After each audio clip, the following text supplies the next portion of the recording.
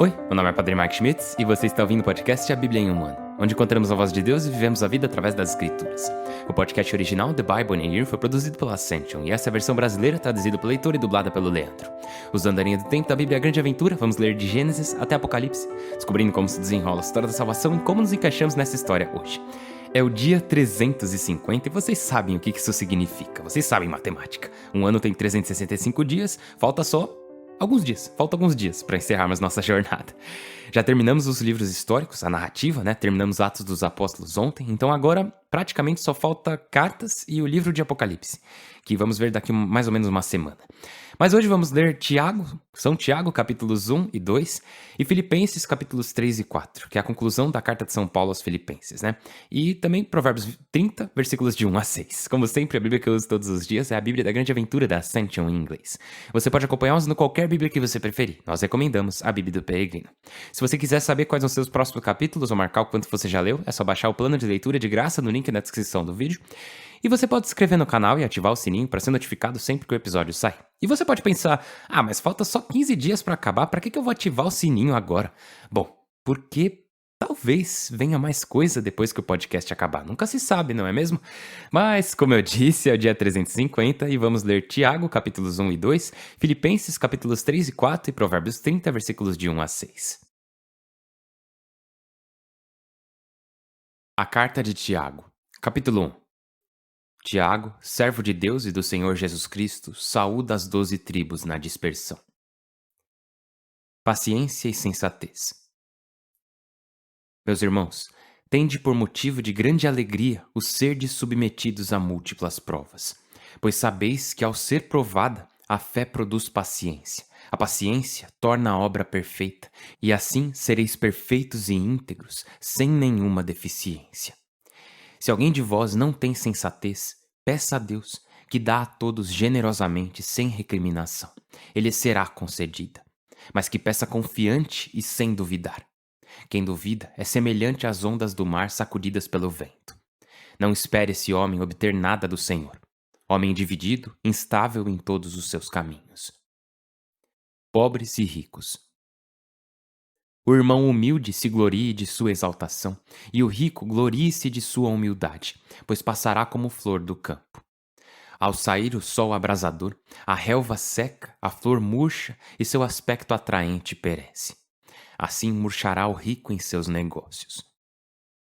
A prova. Feliz o homem que suporta a prova, porque ao superá-la receberá a coroa da vida que o Senhor prometeu aos que o amam.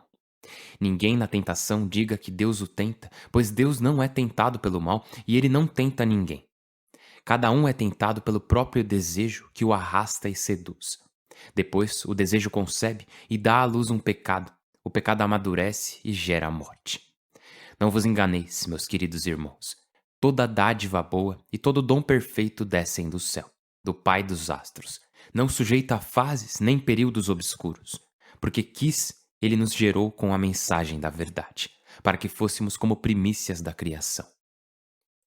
Ouvir, falar e cumprir. Meus queridos irmãos, já estáis instruídos. Contudo, que cada um seja rápido para escutar, lento para falar, lento para irar-se, pois a ira do homem não promove a justiça de Deus. Portanto, despojados de qualquer mancha e de qualquer vestígio de maldade, recebei com mansidão a mensagem plantada em vós, que é capaz de vos salvar a vida. Sede executores da mensagem e não somente ouvintes que se iludem, pois se alguém é ouvinte e não executor, se parece com quem olhava o rosto no espelho. Observou, foi embora e logo se esqueceu de como era. Aquele que considera atentamente a lei perfeita, a de homens livres, e se mantém, não como ouvinte que esquece, mas como executor da obra, será feliz em sua atividade. Se alguém se considera religioso porque não controla a língua, engana a si mesmo, e sua religiosidade é vazia. Religião pura e irrepreensível aos olhos de Deus Pai consiste em cuidar de órfãos e viúvas em suas necessidades e em não deixar-se contaminar pelo mundo. Capítulo 2. Parcialidade. Meus irmãos, que vossa fé em nosso glorioso Senhor Jesus Cristo não esteja unida a favoritismos. Suponhamos que em vossa assembleia entre alguém com anéis de ouro e traje elegante, e entre também um pobre esfarrapado. Prestais atenção ao de traje elegante e dizeis: senta-te aqui num bom lugar. E ao pobre dizeis: fica de pé ou senta-te abaixo do estrado de meus pés. Não estáis discriminando e sendo juízes de critérios perversos? Escutai, meus queridos irmãos. Não escolheu Deus os pobres de bens mundanos e ricos de fé como herdeiros do reino que prometeu aos que o amam? Vós, ao contrário, ultrajastes o pobre. Não são os ricos que vos oprimem e arrastam aos tribunais?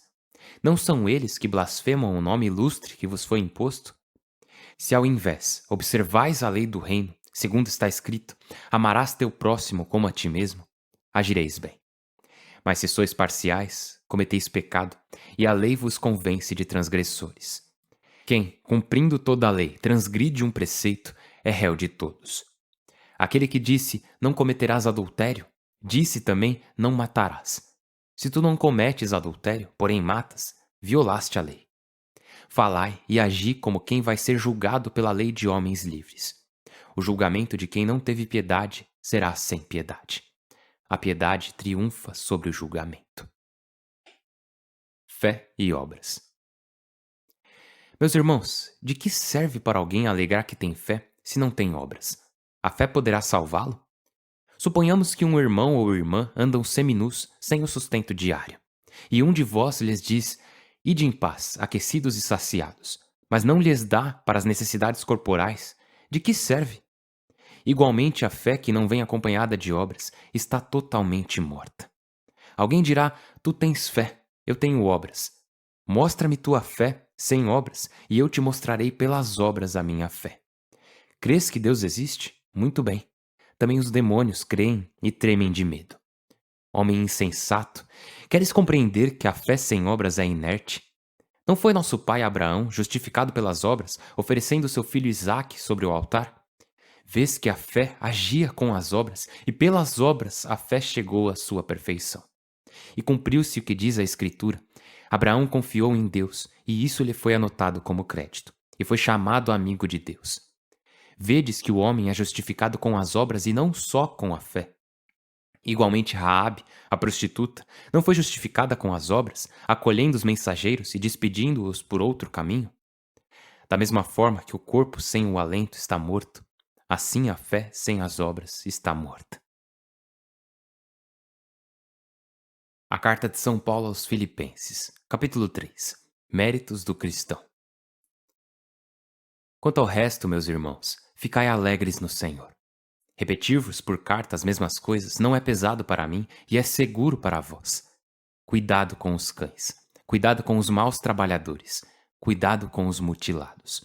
Somos nós os circuncisos, os que servimos a Deus em espírito, pomos em Cristo nossa glória e não nos apoiamos em méritos corporais, embora eu pudesse me apoiar neles.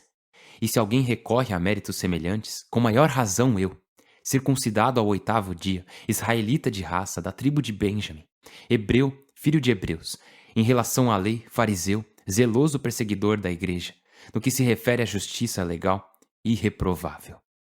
Porém, o que para mim era ganho, por causa de Cristo, considerei perda. Mais ainda, considero tudo perda em comparação com o superior conhecimento de Cristo Jesus, meu Senhor. Por ele, dou tudo como perdido e o considero lixo, contanto que eu ganhe Cristo e esteja unido a ele. Não contando com uma justiça minha baseada na lei, mas na fé em Cristo, a justiça que Deus concede a quem crê.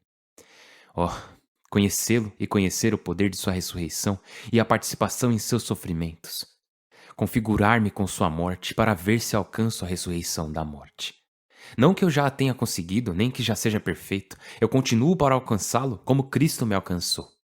Irmãos, não penso tê-lo já conseguido, mas esquecendo o que fica para trás, esforço-me pelo que está à frente. E corro para a meta, para o prêmio ao qual Deus me chamou, do alto, por meio de Cristo Jesus. Portanto, nós que somos maduros, devemos pensar assim. Se alguém pensa de outro modo, Deus vô-lo revelará. Portanto, o ponto a que chegamos marcará para nós a direção. O exemplo de Paulo. Irmãos, procurai todos imitar-me e prestai atenção aos que se comportam segundo o exemplo que tendes em mim. Já vos disse muitas vezes e agora vou-lo digo chorando: muitos se comportam como inimigos da cruz de Cristo. Seu destino é a perdição. Seu Deus é o ventre. O que é vergonhoso é sua honra. Sua mentalidade é terrena. Nós, ao contrário, somos cidadãos do céu, de onde esperamos receber o Senhor Jesus Cristo, que transformará nosso corpo humilde na forma do seu corpo glorioso, com a eficácia com que ele pode submeter a si todas as coisas. Capítulo 4. Assim, amados e saudosos irmãos, alegria e coroa minha, conservai-vos assim fiéis ao Senhor, meus queridos. Recomendações. Exorto a Evódia, exorto a Sintique, para que estejam de acordo em nome do Senhor. A ti, meu fiel colega, peço que ajudes a essas que, pela boa notícia, lutaram comigo, com Clemente e outros colaboradores meus. Seus nomes estão escritos no livro da vida. Tende sempre a alegria do Senhor. Repito, estai alegres. Que todos reconheçam vossa clemência. O Senhor está perto. Nada vos preocupe. Pelo contrário, em vossas orações e súplicas, com ação de graças, apresentai a Deus vossos pedidos. E a paz de Deus, que supera a inteligência humana, guarde vossos corações e mentes por meio de Cristo Jesus. Quanto ao resto, irmãos, ocupai-vos de tudo que é verdadeiro, nobre, justo, puro, amável e louvável, de toda virtude e de todo valor. O que aprendestes, recebestes, escutastes e vistes em mim, isso praticai. E o Deus da paz estará convosco. Agradecimentos e saudações. O Senhor me encheu de alegria, porque vossa solicitude por mim floresceu outra vez. Sempre a tinhas, porém vos faltava ocasião. Não falo de indigência, pois aprendi a adaptar-me às necessidades. Sei o que é sentir falta e sei o que é ter de sobra. Estou plenamente iniciado na saciedade e no jejum, na abundância e na escassez. Posso tudo com aquele que me fortalece. Contudo, fizestes bem em mostrar-vos solidários com meus sofrimentos. Vós, filipenses, sabeis que no início de minha pregação, quando saí da Macedônia, nenhuma igreja além de vós associou-se a minhas contas de saídas e entradas. Quando estava em Tessalônica, mais de uma vez me enviastes algo para suprir as minhas necessidades. Não estou buscando presentes, busco antes os benefícios que crescem para vós. Estou pago, mais do que é devido. Agora estou completo. Ao receber de Epafrodito, o que enviastes, um aroma agradável, um sacrifício aceito e agradável a Deus. Pois meu Deus, segundo sua riqueza e esplendor, planificará vossas necessidades por meio de Cristo Jesus. Ao Deus e Pai nosso, seja a glória pelos séculos dos séculos. Amém. Saudai, em nome de Cristo Jesus, todos os consagrados.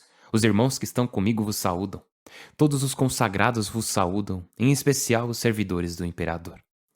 A graça do Senhor Jesus Cristo esteja com vosso espírito. O livro de Provérbios, capítulo 30, versículos de 1 a 6. Máximas de Agur, filho de Jasses, o Massaíta. Oráculo do homem. Eu me fatiguei, ó Deus, eu me fatiguei e desisto, porque sou um bruto, menos que homem, e não tenho inteligência humana. Não aprendi a ser sensato, nem cheguei a compreender o santo. Quem subiu ao céu e depois desceu? Quem recolheu o vento num punhado? Quem fechou o mar numa túnica? Quem fixou os confins do orbe? Qual é seu nome e seu sobrenome, se o sabes? Cada palavra de Deus é pura. Ele é escudo para os que nele se refugiam. Não acrescentes nada a seus ditos, para que ele não te censure e apareça tua fraude. Pai do céu, nós te louvamos e glorificamos. Muito obrigado. Mais um dia, Senhor. Obrigado, Senhor, por mais um dia, por esse próximo passo, pela carta de Tiago e pela conclusão da carta de São Paulo aos Filipenses. Muito obrigado, Senhor Deus. Pedimos a Ti, por favor, que nos ajude a colocar essas coisas em prática. Nos ajude a aplicar essas instruções em nossas vidas. Nos ajude a não ser apenas ouvintes da Tua palavra, mas também praticantes da Tua palavra. Senhor Deus, que este tempo que passamos ouvindo Tua palavra não seja algo que passe despercebido por nós, que entre por um ouvido e saia pelo outro, que não seja algo que vamos esquecer, mas que esse tempo que passamos contigo realmente nos transforme. Por favor, nos ajude a colocar o que aprendemos aqui em prática, a aplicar em nossas vidas o amor que o Senhor cultivou em nossos corações. Nos ajude a fazer isso por Cristo e para a glória de Deus Pai. Em nome do Pai, e do Filho e do Espírito Santo. Amém. Louvado seja Deus. Ontem concluímos Atos dos Apóstolos com o capítulo 28 e hoje começamos a carta de São Tiago, que é bem curtinha. Hoje a gente viu 2 capítulos e amanhã a gente vai ver mais 3 e daí acabou. Mas quem é esse Tiago? Bom, Tiago é, como ele mesmo diz, um servo de Deus e do Senhor Jesus Cristo. Segundo São Jerônimo, Tiago era filho de Cleofas e Maria, esposa de Cleofas. As escrituras dizem claramente que Maria, esposa de Cleofas, era a mãe de Tiago menor e de Josete. E assim, para resumir, a tradição antiga da igreja sempre afirmou que Maria foi virgem e não teve outros filhos além de Jesus. Sim, vamos falar disso de novo. Já falamos disso antes quando estávamos lendo os evangelhos. O termo irmão, quando se refere aos irmãos de Jesus, é o termo grego adelphoi, que pode significar irmãos, parentes ou primos. Dessa forma, a tradição da igreja sempre foi que Jesus não teve irmãos. Até São Jerônimo, no 3º, 4º século, já dizia: Tiago foi um primo de Jesus e ele era um adelphoi de Jesus e era filho de Maria, esposa de Cleofas, conforme as escrituras deixam bem claro. Então, ok, respondido quem foi Tiago. Agora, Tiago era o bispo de Jerusalém, E ele está escrevendo para as tribos que estão na dispersão, os cristãos judeus que estão fora da Palestina, fora daquela região. E eu acho incrível que Jeff Cavins fala sobre a carta de Tiago. Ele tem um estudo bíblico chamado Pérolas de Sabedoria, ou algo assim. E é muito bom, porque Tiago é muito bom. O estudo bíblico é ótimo porque o Jeff é ótimo, mas o estudo acaba sendo sensacional porque a carta de Tiago é sensacional.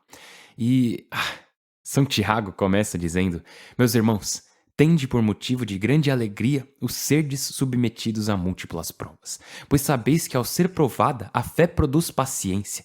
E isso é tão incrível. Eu não sei nem o que destacar, porque São Tiago fala sobre tantas coisas nesses primeiros 2 capítulos que merecem reflexão e oração. É quase como a versão do Novo Testamento do livro de Provérbios, onde quase todo versículo é um tesouro, ou uma pérola, como Jeff diz, que podemos pegar e aplicar em nossas vidas. Por exemplo, no versículo 12, diz lá: feliz o homem que suporta a prova, porque ao superá-la, receberá a coroa da vida que o Senhor prometeu aos que o amam. Ninguém na tentação diga que Deus o tenta, pois Deus não é tentado pelo mal, e ele não tenta ninguém. E isso é algo muito importante de se entender. Outro exemplo, no versículo 19: meus queridos irmãos, já estáis instruídos, contudo, que cada um seja rápido para escutar, lento para falar, lento para irar-se, pois a ira do homem não promove a justiça de Deus. Mais uma pérola. Que bênção! E vemos também que São Tiago fala sobre a verdadeira e a falsa religião. Ele diz: se alguém se considera religioso porque não controla a língua, engana a si mesmo e sua religiosidade é vazia.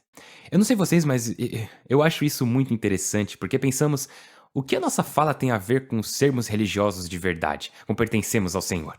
Bom, São Tiago vai falar mais sobre isso amanhã. Ele vai falar um pouco mais sobre como a nossa fala revela a verdade do nosso coração e como somos responsáveis por cada palavra que pronunciamos. E acho que isso é algo que vale a pena se destacar. Se alguém se considera religioso porque não controla a língua, engana a si mesmo e sua religiosidade é vazia. E de novo, assim, quantas vezes não acabamos dizendo palavras que não deveriam ser ditas? Porque acontece, Dizemos coisas sem pensar, fofoca, às vezes falamos mal de alguém que não gostamos, às vezes dizemos o nome do Senhor em vão, todas essas coisas. E aqui Tiago está falando que quando fazemos isso, estamos demonstrando que não pertencemos ao Senhor. E sei lá, isso me pega bastante. Daí ele continua: religião pura e irrepreensível aos olhos de Deus Pai consiste em cuidar de órfãos e viúvas, em suas necessidades e em não deixar-se contaminar pelo mundo. Cuidar daqueles que ninguém mais cuida, isso é o que a verdadeira religião significa. E então temos, claro, esse grande ensinamento aqui em Tiago, que é: a fé sem as obras está morta. E isso é realmente interessante. Eu não quero criar polêmica, mas isso é muito importante. Quando São Paulo escreve sobre as obras, ele está falando sobre as obras da lei. Lembra disso, que sempre que São Paulo escreve e diz que não somos justificados pelas obras, mas pela fé, ele está falando das obras da lei. Ele está falando sobre a aliança do Antigo Testamento. A aliança do Antigo Testamento não justifica ninguém. A aliança do Novo Testamento é que justifica. Jesus nos justifica. E de novo, somos justificados e salvos pela graça de Deus por meio da fé que se manifesta em amor na caridade. Essa é a formulação completa da visão católica do que realmente é a salvação. Somos salvos pela graça de Deus, através da fé, que é uma resposta da graça de Deus, que se manifesta na caridade em amor. Como vimos aqui hoje, que as Escrituras deixam incrivelmente claro, fé sem as obras está morta. E essa fé não pode nos salvar. No versículo 24 diz: Vedes que o homem é justificado com as obras e não só com a fé. E assim, eu não quero transformar isso em uma discussão, mas um dos princípios da reforma protestante era somente a fé, né? Sola fide.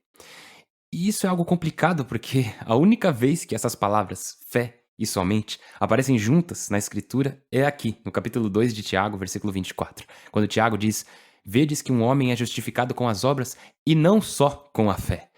Então vale a pena destacar isso. E de novo, o que eu estou tentando fazer aqui, como eu disse há alguns dias, não é uma defesa elaborada, eu não estou tentando convencer. Na verdade, eu meio que eu tô, porque eu realmente acredito que Jesus fundou a Igreja Católica. Eu sou um padre, né? Então, claro que eu acredito que cada um de nós encontrará a plenitude da fé na Igreja Católica. Mas assim, aos nossos irmãos e irmãs protestantes, nossos amigos que são nossos irmãos separados em Cristo, eu não estou querendo confrontar vocês sobre isso.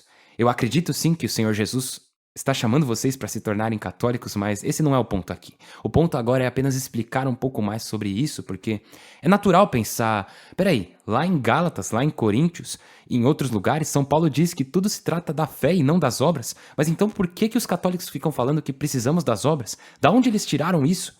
Bom, aqui está um exemplo. Se você quiser saber de onde os católicos tiram a crença de que precisamos tanto de fé quanto de obras, não somos salvos pelas obras, não somos salvos pelas obras, é importante deixar isso bem claro. Mas de onde os católicos tiraram essa ideia de que precisamos de fé e obras? Bom, um dos lugares é aqui, capítulo 2 de Tiago. De novo, eu não tô querendo causar uma discussão, não tô querendo confrontar ninguém sobre isso. Eu só tô mostrando um dos lugares nas escrituras de onde vem essa crença. E como eu disse, eu amo o Senhor Jesus e amo nossos irmãos e irmãs católicos e aqueles que não são católicos também. Mas sim, eu realmente acho que todos no mundo deveriam ser católicos. É isso. Vou falar só isso. Bom, hoje também concluímos a carta de São Paulo aos Filipenses. E eu só quero destacar a forma como São Paulo deixa bem claro que qualquer outra coisa na vida é inútil quando comparada a Jesus. Inclusive no versículo 7 do capítulo 3 ele diz: O que para mim era ganho, por causa de Cristo considerei perda. Mais ainda, considero tudo perda em comparação com o superior conhecimento de Cristo Jesus, meu Senhor. E ele vai mais além. Ele diz: Por ele dou tudo como perdido e o considero lixo, contanto que eu ganhe Cristo e esteja unido a ele. Isso é muito importante. Olha isso aqui. Eu considero tudo que esse mundo poderia me dar, toda coisa divertida e prazerosa que eu possa fazer no mundo, cada posse que eu poderia ter, eu considero tudo isso como lixo comparado a conhecer Jesus Cristo. E ele continua: Não contando com uma justiça minha baseada na lei, mas na fé em Cristo, a justiça que Deus concede a quem crê. Oh, conhecê-lo e conhecer o poder de sua ressurreição e a participação em seus sofrimentos, configurar-me com sua morte para ver se alcanço a ressurreição da morte. Nossa, cara, isso aqui é importante demais. De novo, não estamos dizendo que é um ou outro, não estamos dizendo que é ou fé ou obras, estamos dizendo que fé e obras, ambas são incrivelmente importantes. Mas também, nossa, eu gosto demais, que lá no versículo 4 do capítulo 4, Paulo diz: Tende sempre a alegria do Senhor, repito, estai alegres. Que todos reconheçam vossa clemência. O Senhor está perto, nada vos preocupe. Pelo contrário, em vossas orações e súplicas, com ação de graças, apresentai a Deus vossos pedidos, e a paz de Deus, que supera a inteligência humana, guarde vossos corações e mentes por meio de Cristo Jesus. E as últimas palavras que São Paulo tem para nós hoje nessa carta aos Filipenses são também muito boas sobre com o que devemos alimentar nossas mentes. Ele diz: Quanto ao resto, irmãos, ocupai-vos de tudo que é verdadeiro, nobre, justo, puro, amável e louvável, de toda virtude e de todo valor. Pensem nessas coisas, ocupem sua mente com essas coisas. E na psicologia temos o que é chamado de efeito de mera exposição. O efeito da mera exposição é que as pessoas nas quais você pensa, as coisas às quais você se expõe, são as coisas que moldam o seu coração e moldam sua mente. Essa é uma das razões pelas quais, durante os últimos 350 dias, temos ouvido a palavra de Deus.